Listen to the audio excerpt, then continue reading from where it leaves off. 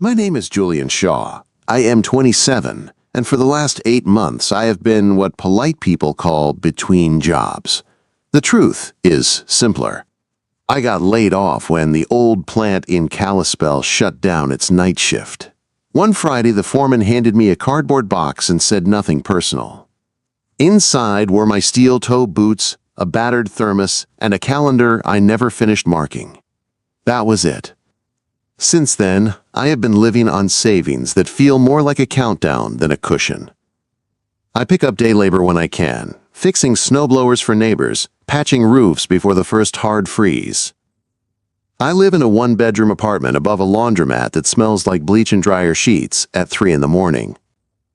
Most nights, I lie awake listening to the spin cycle and wondering how long a single bag of rice can last. Today is supposed to be different. I have a job interview at a new components plant off Highway 2, about 30 miles east of Columbia Falls. The ad promised night shift work, hazard pay, and full benefits. I printed the email confirmation twice because I was afraid the first copy would disappear. I ironed my only button-down shirt until the creases looked sharp enough to cut. I even shaved, even though the bathroom mirror is cracked and makes my face look broken in half. I leave the apartment at 4:30 in the morning, before the sky decides what color it wants to be. My truck is a 2004 Ford F-150 with nearly 200,000 miles and a heater that only works if you talk to it kindly. I ease onto the highway, doing 45, the wipers slapping wet snow off the windshield in uneven arcs. The forecast said flurries. The forecast lied. By the time I pass the mile marker near Hungry Horse Reservoir, the world turns white. Not the clean postcard white, but the kind that swallows everything. The centerline disappears. The guardrails fade. All that remains is the narrow tunnel carved by my headlights and the low growl of tires fighting for grip. I slow to 30, my hands tight on the wheel. That is when I see the flicker. Orange hazard lights flash through the snow, urgent and uneven. A dark shape sits sideways across both lanes. An SUV, its nose buried deep in the ditch, taillights glowing like dying embers. Steam hisses from under the hood. There are no other cars, no plows, no help in sight, just the storm and whatever went wrong here. I pull onto the shoulder, gravel crunching under my tires. The emergency brake groans as I set it. I grab the flashlight from the glove box and step outside. The wind hits me hard, stealing my breath. Snow fills my collar in seconds as I trudge forward, boots sinking deep. The SUV is a black Lexus, its paint dulled by frost. The driver's side door is crushed inward. The window is cracked but still holding. Inside, a woman is slumped over the steering wheel, her seatbelt still on. Blood runs from her temple, dark against a gray sweater. She is not moving. I pull the handle, locked. I slap the glass, shouting, asking if she can hear me. Nothing. I circle the car, my heart pounding. The smell of gasoline hangs faint in the air. I wedge a tire iron between the door frame and the window and force it down. The glass shatters into the snow. I reach in, unlock the door, and pull it open against the wind. She is breathing fast and shallow. Her hand is trapped between the wheel and the crushed metal. I cut the seatbelt, brace myself, and lift her free. She is heavier than she looks, limp with shock. Snow is already filling the ditch. I spot it then, about 200 yards back. An old hunting cabin, half hidden by pine trees. I have passed it 100 times and never given it a thought. I carry her through the storm, my legs burning, her breath warm against my neck. The cabin door sticks, but it opens. Inside smells of damp wood and old pine. I lay her near the stone hearth, wrap her in an emergency blanket, and build a fire with the dry wood stacked inside. My hands shake as the flames finally catch. I press a clean rag to her head. Her pulse is strong. Outside, the wind howls like it wants inside. My phone shows 1 bar, then none. I try calling for help anyway. No signal. After a long moment, she stirs. Her eyes open, sharp, even through the pain. "What's your name?" she asks, her voice rough but steady. "Julian," I say. "My name is Eva." We sit there in silence, the fire crackling between us. Two strangers sharing the same small circle of warmth, while the storm rages outside. And for now, that is enough. The fire settles into a steady burn, low and calm, like it knows we need it to behave. I feed it another piece of wood from the small stack in the corner. Someone stocked this place years ago and never came back. Right now, I am grateful they did. Eva sits with her back against the wall, knees pulled close under the silver blanket. The light from the fire softens her face, but I can still see the pain there. Her left wrist rests at an angle that makes my stomach tighten.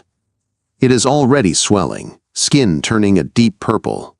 "Let me see your wrist," I say. She hesitates, then slowly extends her arm. Up close, it is worse than I thought. I have seen this before, guys on the shop floor, when something twisted the wrong way. "It's out of place," I say. "I can fix it, but it's going to hurt." "Do it," she says without blinking. I brace her arm against my leg, grip her hand firmly, and pull in one smooth motion. There is a soft pop, followed by a sharp breath she pulls in through her teeth. She does not scream. Her fingers tremble, then relax. I grab 2 straight sticks from the woodpile and the roll of gauze from my first aid kit. I wrap the splint tight enough to hold, loose enough not to cut off blood. "You've done this before," she says. "Shop accidents," I reply. We fix each other until the medic shows up. She nods slowly, testing her fingers. "Lucky," she says quietly. The word hangs between us. I clean the cut on her forehead with an alcohol wipe. She flinches but stays still. The rag I used earlier is stiff with frozen blood. I toss it into the fire and watch it curl black and disappear. "My phone's dead," she says, checking her coat pockets. "Wallet's in the car." "Mine too," I say. "Under a lot of snow." She looks around the cabin, then back at me. "So it's just us." "For now," I say. I pull 2 crushed protein bars from my coat pocket and offer her one. She takes it, unwraps it carefully, and eats slowly. "I was driving back from Missoula," she says after a moment. "Meeting ran late. I thought I could beat the storm." "Highway 2 doesn't forgive mistakes," I say. She gives a short laugh, clearly. The wind outside beats against the walls. Inside, the silence feels different. Not empty. Necessary. "I have an interview this morning," I say, more to the fire than to her. She looks up. "In this storm?" "Supposed to be over by now," I say. "Supposed to start at 7. She studies me for a second. "You stopped anyway."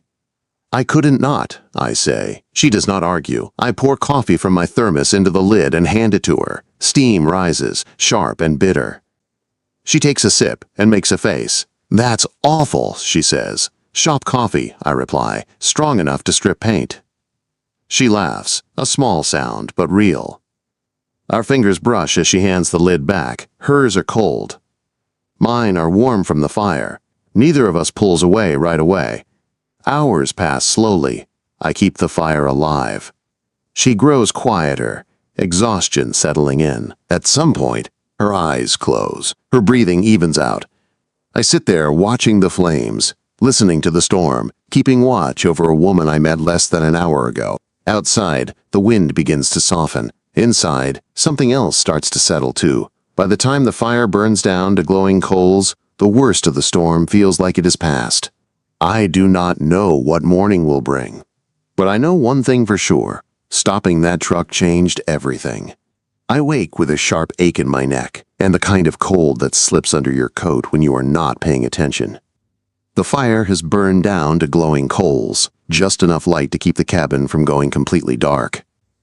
Eva is still asleep, her head tilted slightly to the side, the silver blanket pulled up to her chin. Her breathing is slow and steady. I stand carefully, joints stiff, and add 2 small logs to the hearth. I blow gently until the flames catch again.